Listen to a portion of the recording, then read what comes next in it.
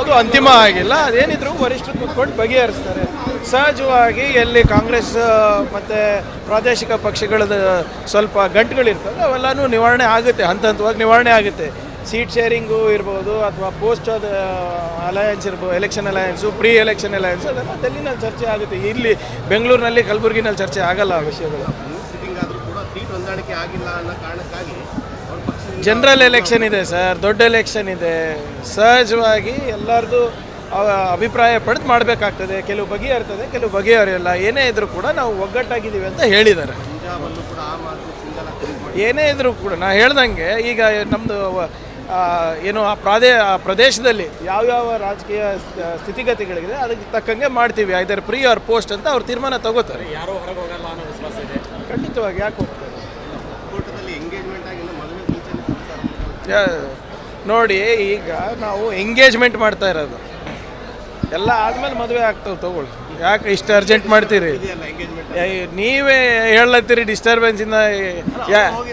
ನೋಡಿ, ಎಲ್ಲ ಗುಣಗಳು ಸೇರೋದಿಲ್ಲ ಅಲ್ಲ ಮದುವೆನಲ್ಲಿ. ಎಲ್ಲರದು ಈ ಎಲ್ಲ ಗುಣಗಳು ನೋಡ್ಬೇಕಾದ್ರೆ ರಾಮ ಸೀತಾ ಗುಣಗಳು ಅಂತ ಹೇಳ್ತಾರಲ್ಲ, ಎಲ್ಲ 21 ಗುಣಗಳು ಸೇರ್ತಾವ. ಎಲ್ಲರದು ಸೇರೋದಿಲ್ಲ ಅಂದ್ರೂ ಮದುವೆ ಮಾಡ್ಕೋತೀವಲ್ಲ. ಯಾರು ಹೇಳಿದ್ದು ಗರ್ವಾಪ್ಸಿ ಮಾಡ್ತಾರೆ?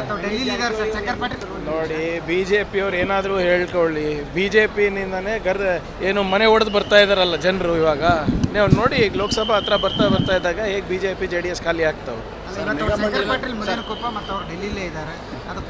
ನೋಡಿ. ಅದು ನನಗೆ ಅದರ ಮಾಹಿತಿ ಇಲ್ಲ. ಬಟ್ ನಾನು ಹೇಳ್ತಾ ಇರೋದು JDS BJP ನೀವು ಕಾದು ನೋಡ್ರಿ. ಏನು ಇನ್ನೇನು ಒಂದು ತಿಂಗಳಲ್ವಾ, ಬಜೆಟ್ ಆದಮೇಲೆ ಎಲ್ಲ ಗೊತ್ತಾಗ್ತದೆ. ಯಾಕೆ ಹೋಗ್ತಾರೆ? ಹೋಗೋದಿಲ್ಲ ಸರ್. ನಿಗಮ ಮಂಡಳಿದ ಲಿಸ್ಟ್ ಇಲ್ಲ ಅಂಥದ್ದು ಯಾವುದೇ ಇಲ್ಲ. ಮೊನ್ನೆನೇ ರಣದೀಪ್ ಅವ್ರು ಬಂದು ಹೋಗಿದ್ದಾರೆ. ಅದೇನೋ ಒಂದು ಅಂತಿಮ ಪಟ್ಟಿಯನ್ನು ಸಿದ್ಧಪಡಿಸ್ಬಿಟ್ಟು ಕೊಟ್ಟಿದ್ದಾರೆ ಅಂತ ಹೈಕಮಾಂಡಿಗೆ ಸಲ್ಲಿಸಿದ್ದಾರೆ ಅಂತ. ಖರ್ಗೆ ಸಾಹೇಬರು ಇಲ್ಲಿದ್ದಾರೆ, ಡೆಲ್ಲಿಗೆ ಹೋಗಿ ನೋಡ್ತಾರೆ. ಅದು ಮಾನ್ಯ ಮುಖ್ಯಮಂತ್ರಿಗಳು ಮತ್ತು ವರಿಷ್ಠ ಚರ್ಚೆ ಮಾಡಿದಾರಲ್ಲ, ಆಗ್ಬೋದು. ಇಲಾಖೆ ಸಂಬಂಧಪಟ್ಟ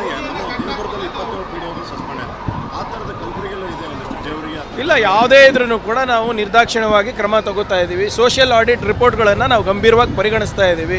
ನೀವು ಗಮನಿಸ್ಬೋದು, ನಾನು ಸಚಿವನಾದ ಮೇಲೆ ಕಳೆದ 5-6 ತಿಂಗಳಲ್ಲಿ ಎಲ್ಲ ಸೋಷಿಯಲ್ ಆಡಿಟ್ ರಿಪೋರ್ಟ್ಸನ್ನು ನಾವು ಗಂಭೀರವಾಗಿ ಪರಿಶೀಲನೆ ಮಾಡಿ ಕ್ರಮ ತಗೋತಾ ಇದ್ದೀವಿ. ಸಾಕಷ್ಟು ಜನರಿಗೆ ನಾವು ಅನರ್ಹ ಕೂಡ ಮಾಡಿದ್ದೀವಿ. ಸದಸ್ಯರಿಗೆ ನನ್ನ ಪ್ರಕಾರ ಏನಿಲ್ಲ ಅಂದರೆ ಒಂದು 15-20 ಜನರಿಗೆ ಅನರ್ಹ ಕೂಡ ಮಾಡಿದ್ದೀವಿ ನಾವು.